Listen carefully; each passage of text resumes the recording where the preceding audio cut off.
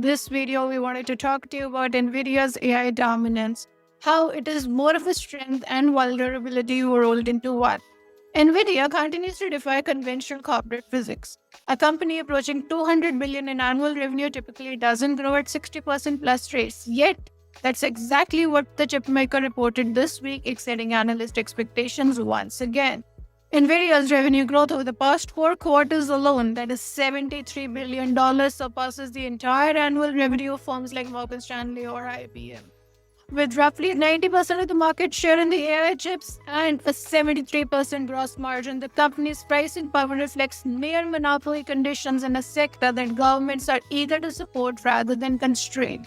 But here's a paradox that is embedded in the dominance. The same market position that makes NVIDIA the undisputed winner of AI infrastructure build-out also leaves it uniquely exposed if the sentiment shifts. Unlike diversified tech giants that can offset weaknesses in one area by gaining share elsewhere, NVIDIA's concentrated position means any correction in the AI investment expectation flows directly to its bottom line. The range of future scenarios remains wide. Estimates for cumulative AI infrastructure spending through 2030 vary from roughly 5 trillion to nearly 8 trillion. And NVIDIA's slice depends on whether the competitors can chip away its market share over time. For now, the demand outstrips supply and orders are stacking up. Whether that validates long-term valuation or simply reflects the market still pricing its best-case scenario outcomes is the question that investors continue to wrestle with.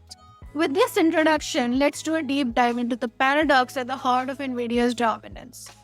NVIDIA's latest quarterly results present a case study in corporate exceptionalism.